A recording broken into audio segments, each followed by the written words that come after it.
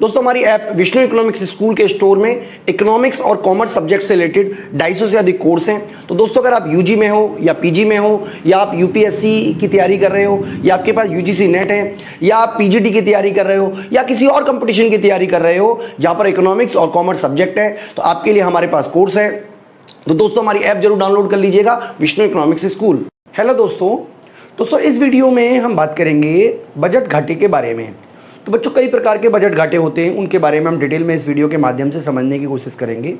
तो बच्चों इससे पहले हमने आपको बजट की प्राप्तियां और बजट व्यय के बारे में बताया था और आपको बताया था कि आमतौर पर यह पाया जाता है कि सरकार की जो बजट व्यय है वो बजट प्राप्तियों की तुलना में ज़्यादा होता है।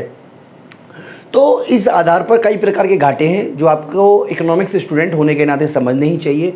तो काफ़ी सारे वीडियोज़ हमने बजट घाटे के ऊपर बना रहे हैं, जिसमें से कुछ वीडियो तो बच्चों हमारी प्राइवेट भी हैं और वो सारी की सारी वीडियो आपको हमारी ऐप विष्णु इकोनॉमिक्स स्कूल में मिलेंगी। तो आप हमारी ऐप डाउनलोड कर लीजिएगा, वहाँ पर आपको PDF नोट्स, टेस्ट सीरीज़ और इसके अलावा आपको वीडियो को जो सिस्टमेटिकल ऑर्डर में आपको मिलेंगी। और चलिए स्टार्ट करते हैं। तो सबसे पहले देखिए, ये बजट का प्रारूप है जिसमें सरकारी बजट के दो भाग होते हैं, बजट प्राप्तियाँ और बजट व्यय। बजट व्यय के दो हिस्से हो गए, राजस्व व्यय और पूंजीगत व्यय। राजस्व व्यय भी योजना राजस्व व्यय होता है और गैर योजना राजस्व व्यय होता है। इसी तरीके से पूंजीगत व्यय भी योजना पूंजीगत व्यय और गैर योजना पूंजीगत व्यय होता है। बात करें बच्चों राजस्व प्राप्तियों की, तो राजस्व प्राप्तियां की कर प्राप्तियां और गैर कर प्राप्तियां होती हैं। इसके अलावा पूंजीगत प्राप्तियों में उधार, विनिवेश और ऋणों की वसूली आता है। तो पहला जो बजट घाटा है, बजट घाटे के मतलब हम आपको समझा रहे हैं। तो बजट घाटे का मतलब क्या, देखिए बजट घाटे का मतलब है कि जो सरकार ने बजट व्यय कमाया ये वाला, और बजट प्राप्तियाँ यानी कि बजट व्यय ज़्यादा है और बजट प्राप्तियां कम हैं, तो इसको बोलते हैं बजट घाटा। यानी कि आप क्या कह सकते हो कि बजट व्यय ज़्यादा है किससे, बजट प्राप्तियों से। अगर आपको वैल्यू निकालनी हो तो आप क्या कीजिएगा, यहाँ पे माइनस लगा दीजिएगा। यानी कि बजट व्यय में से जब आप बजट प्राप्तियों को माइनस कर दोगे तो जो वैल्यू आएगी उसी को बोलते हैं बच्चों बजट घाटा। यानी कि बजट घाटा क्या है, बजट घाटे से आज से बजट व्यय का या कुल व्यय का कुल प्राप्तियों से अधिक होना है। तो यहाँ पे इसका, क्योंकि बजट व्यय जो है वो राजस्व व्यय और पूंजीगत व्यय से मिलके बना हुआ है, इसी तरीके से बजट प्राप्ति या राजस्व प्राप्ति और पूंजीगत प्राप्ति से मिलके बनी हुई है, इसलिए इसको ये भी कहा जाता है कि राजस्व व्यय प्लस पूंजीगत व्यय ज़्यादा है राजस्व प्राप्ति प्लस पूंजीगत प्राप्ति से। तो बात कुछ भी कह लो, आंसर कम दोनों का मतलब एक ही होता है और इससे हमारा बजट घाटा बनता है। यानी कि बजट घाटा हम किस तरीके से निकालते हैं वो हमने आपको बताया। इसके अलावा बच्चों बजट में एक तरीके का घाटा है जिसे बोलते हैं राजस्व घाटा। देखिए राजस्व व्यय जो है वो सरकार के लिए एक दुख की बात है, सरकार के दुख की बात क्यों, क्योंकि इससे संपत्ति का निर्माण नहीं होता और ना ही दायित्व में कमी आती है। जबकि राजस्व प्राप्तियां सरकार के लिए खुशी की बात है, क्योंकि जितनी ज़्यादा राजस्व प्राप्तियां होंगी सरकार उतनी ही स्ट्रांग होगी। तो राजस्व घाटा तब कहलाता है जब सरकार का राजस्व व्यय यानी कि एक तरीके से फिजूल के कामों पे खर्च, सिंपल, ऐसा तो मैं नहीं कह रहा फिजूल का काम है, लेकिन मान लेते हैं कि जिससे कोई संपत्ति क्रिएट हो ही नहीं रही, दायित्व में कोई कमी नहीं हो रही, संपत्ति में कोई वृद्धि नहीं हो रही। और राजस्व प्राप्तियां यानी कि ये वो प्राप्तियां होती है जिससे ना तो सरकार की दायित्व में किसी प्रकार की वृद्धि होती है, ना ही किसी प्रकार की संपत्ति में कमी होती है। तो राजस्व व्यय अगर राजस्व प्राप्तियों से ज़्यादा है, मान लीजिए राजस्व व्यय है हमारा एग्जाम्पल के लिए 100 करोड़ और राजस्व प्राप्ति है एग्जाम्पल के लिए मान लीजिए 80 करोड़, तो इस केस में जो राजस्व घाटा होगा वो कैसे निकालोगे, राजस्व व्यय में से राजस्व प्राप्तियों को माइनस कर दोगे। तो बच्चों राजस्व घाटे के ऊपर हम एक अलग से वीडियो बनाएंगे जिसमें हम आपको राजस्व घाटे का इम्प्लीकेशन, महत्व के बारे में डिटेल में आपको जानकारी देंगे। अगला हम बात करें बच्चों राजकोषीय घाटे की। तो राजकोषीय घाटे का क्या मतलब है, देखिए राजकोषीय घाटा सरकार की उधार संबंधी आवश्यकताओं के समान होता है। मैं आपको एक एग्जाम्पल से ही समझा देता हूँ। मान लीजिए सरकार का जो राजस्व व्यय है वो 100 है और पूंजीगत व्यय मान लीजिए 200 है, तो सरकार का जो कुल खर्चा है वो 300 करोड़ है।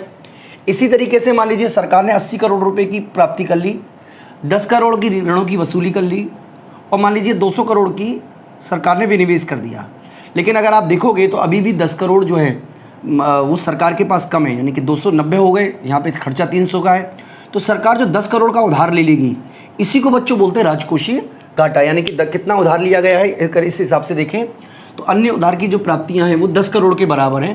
यानी कि जितना हमारा उधार होगा उतना ही हमारा राजकोषीय घाटा होगा। इसको इस तरीके से भी निकाल सकते हैं, इस तरीके से भी कह सकते हैं बच्चों कि बजट व्यय यानी कि टोटल जो खर्चा है उसमें से माइनस कर देंगे टोटल प्राप्तियां, लेकिन उधार को शामिल हम नहीं करेंगे। यानी कि जो हम उधार को शामिल नहीं कर रहे हैं उसका मूल उद्देश्य भी यही है कि जो हमारा एक्चुअल घाटा है वो पता चल जाए कि उधार के ऊपर हम कितना डिपेंडेंट हैं। तो उधार को जब आप शामिल नहीं करोगे तो आपको जो वैल्यू नज़र आएगी वो उसी वैल्यू नज़र आएगी जो उधार की वैल्यू होगी। तो बच्चों यहाँ पर मैं आपको बता देता हूँ कि बजट घाटे का मतलब है बजट व्यय का उधार छोड़कर बजट प्राप्तियों से अधिक होना, यानी कि समस्त व्यय में से समस्त आय को घटा देंगे लेकिन उधार को शामिल नहीं करेंगे, जिसकी वजह से जो एग्जैक्ट वैल्यू आएगी वो उधार के समान ही आएगी। इसी तरीके से मान लीजिए हम ये भी कह सकते हैं कि राजस्व व्यय प्लस पूंजीगत व्यय, राजस्व व्यय प्लस पूंजीगत व्यय माइनस कर देंगे राजस्व प्राप्ति प्लस पूंजीगत प्राप्ति, लेकिन पूंजीगत प्राप्ति में उधार को शामिल नहीं करेंगे। बच्चों एक बार मैं आपको फिर से लॉजिक बता देता हूँ उधार को शामिल क्यों नहीं करते। जैसे यहाँ पे देखिए बजट व्यय कितना है, मैं यहाँ पे लिख देता हूँ 300 है, ठीक है, यानी कि बजट व्यय 300 है राजस्व व्यय प्लस पूंजीगत व्यय को जोड़कर। और चलिए मान लीजिए जैसा कि हमने माना था 80 करोड़ हम इस पे खर्च कर रहे हैं, ठीक है, 20 करोड़ मान लीजिए ये है और 150 करोड़ ये है। चलिए मान लीजिए वैल्यू चेंज कर देते हैं तो ये हमारा 250 करोड़ हो गया। यानी कि अगर हम 250 करोड़ को माइनस कर देते हैं तो एग्जैक्ट वैल्यू जो आएगी वो 50 करोड़ आएगी। यानी कि अगर हम उधार को भी शामिल कर लेते तो हमें किसी भी प्रकार का घाटे का अनुमान नहीं लगा सकते, इसीलिए हम उधार को शामिल नहीं करते ताकि हमें पता चल जाए कि कितना उधार पर हम डिपेंडेंसी है।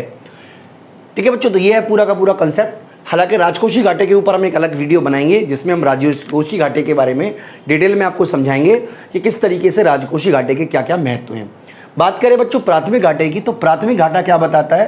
प्राथमिक घाटा सरकार की राजकोषीय घाटे और ब्याज का भुगतान का अंतर है। यानी कि मान लीजिए सरकार ने ब्याज का भुगतान कर दिया 20 करोड़ का और उधार लिया था 50 करोड़, तो एग्जैक्ट प्राथमिक घाटा जो बनेगा वो 30 करोड़ के ऊपर बनेगा।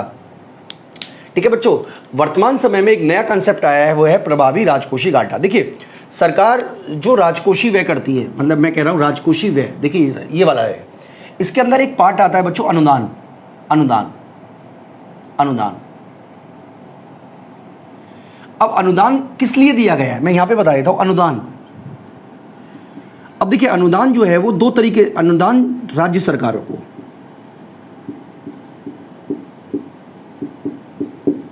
यानी कि केंद्र सरकार राज्य सरकारों को अनुदान देती है। अब राज्य सरकारें उसका दो प्रकार से प्रयोग कर सकती हैं।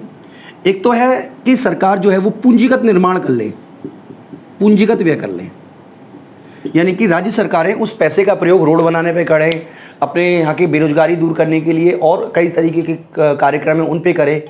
दूसरा तरीका बच्चों ये हो सकता है, सरकार भी इसको क्या कर सकती है, राजस्व कामों पे खर्च कर सकती है। यानी कि सरकार से, यानी कि केंद्र सरकार ने जो राज्य सरकारों को पैसा दिया, सरकार ने या तो उसे पूंजीगत व्यय के रूप में खर्च किया होगा या अपने राजस्व व्यय के रूप में खर्च कर दिया होगा। तो अगर सरकार ने पूंजीगत व्यय में खर्चा किया है तो एक तरीके से तो वो संपत्ति क्रिएशन हुई है।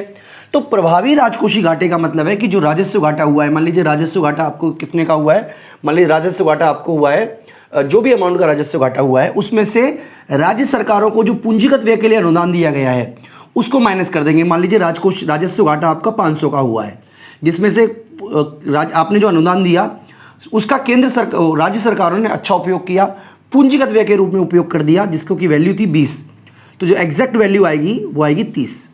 तो यानी कि प्रभावी राजकोषीय घाटे का क्या मतलब हुआ बच्चों? प्रभावी राजकोषीय घाटे का मतलब हुआ कि केंद्र सरकार का राजस्व घाटा माइनस कर देंगे केंद्र सरकार द्वारा अपना जो अनुदान दिया गया है राज्यों को, जिसका राज्यों ने पूंजीगत व्यय में खर्च किया है, तो वो वैल्यू को राजस्व घाटे में शामिल नहीं करते। इसलिए नया कंसेप्ट यूज किया जाने लगा है, उसको बोलते हैं प्रभावी राजस्व घाटा। इसके अलावा बच्चों मौद्रिकरण घाटा होता है। देखिए जैसा कि हम जानते हैं कि राजकोषीय घाटा जो होता है वो उधार के बराबर होता है। ठीक है, उधार, मैं यहां पे लिख देता हूं उधार। तो उधार जो है वो कौन देता है? उधार या तो जनता से लिया जा सकता है केंद्र सरकार द्वारा, ठीक है, या आरबीआई से लिया जा सकता है, या अन्य बैंकों से लिया जा सकता है। ठीक है, तो जो आरबीआई से उधार लिया गया है या विदेशों से लिया जा सकता है। तो जो आरबीआई से उधार लिया गया है, यानी कि जो घाटा पूरा करने के लिए उधार जो है वो आरबीआई से लिया गया है, उसको कहते हैं मौद्रीकृत घाटा। ये इसलिए किया जाता है मौद्रीकृत घाटा क्योंकि आरबीआई से जो उधार लिया जाएगा वो अर्थव्यवस्था में मुद्रा की आपूर्ति को बढ़ा देगा। लेकिन अगर जनता से आप उधार ले रहे हो या विदेशों से उधार ले रहे हो या व्यापारिक बैंकों से उधार ले रहे हो तो मुद्रा की आपूर्ति को वो नहीं बढ़ाएगा। तो बच्चों इन तमाम टॉपिक, जैसे कि मान लीजिए राजस्व घाटा है, राजकोषीय घाटा है, प्राथमिक घाटा है, प्रभावी राजस्व घाटा है, मौद्रिक राजकोषीय घाटा। इसके ऊपर बच्चों हम एक अलग अलग वीडियो बनाएंगे। तो अब मैं आपको समराइज फॉर्म में बता देता हूं कि बजट घाटा क्या है। बजट घाटे का मतलब है टोटल खर्चा माइनस टोटल कमाई, सिंपल शब्दों में, ठीक है। राजस्व घाटे का क्या मतलब है, राजस्व व्यय माइनस राजस्व प्राप्तियां, राजस्व व्यय माइनस राजस्व प्राप्तियां। राजकोषीय घाटे का क्या मतलब है बच्चों, राजकोषीय घाटे का मतलब है कि सरकार ने जो कुल खर्चा किया है उसमें से माइनस कर देंगे कुल कमाई, लेकिन कमाई में उधार को शामिल नहीं करेंगे, इसीलिए राजकोषीय घाटा जो है वो उधार के समान माना जाता है। प्राथमिक घाटा क्या होता है बच्चों, जब आप उधार की जो वैल्यू है, राजकोषीय घाटा जो आया उसमें से माइनस कर देंगे ब्याज का भुगतान, तो इसको बोलेंगे प्राथमिक घाटा। प्रभावी राजस्व घाटा क्या होता है, जब राजस्व घाटे में से माइनस कर दोगे जो आपने पूंजीगत व्यय किया है, ठीक है, उसको बोलोगे आप प्रभावी राजस्व घाटा। और पूंजीगत व्यय किसने किया है, राज्य सरकारों ने किया है, अनुदान जो प्राप्त हुआ है उसमें से। और मौद्रिकृत घाटा का मतलब है कि आरबीआई जो नोट छाप रही है, यानी केंद्र सरकार उधार ले रही है और उधार के लिए आरबीआई नोट छाप रही है, या आरबीआई जो नोट जारी कर रही है उसके बदले, यानी कि ट्रेजरी बिल के बदले जो उधार दिया है आरबीआई ने सरकार को, उसको बोलते हैं बच्चों मौद्रिकृत घाटा। तो इन सब के बारे में बच्चों हम डिटेल में और वीडियो के माध्यम से पढ़ेंगे। अभी इस वीडियो में हमने सब के जितने भी बजट घाटे होते हैं उनको डिफाइन किया। मैं उम्मीद करता हूं कि आपको कंसेप्ट अच्छी तरीके से समझ में आया होगा। दोस्तों, आप हमारी ऐप जरूर डाउनलोड कर लें, इसके अलावा हमारे चैनल को सब्सक्राइब कर लें। अगर आपको वीडियो अच्छी लगी है तो प्लीज़ आप वीडियो को लाइक जरूर कर लें। इस वीडियो में इतना ही, थैंक यू।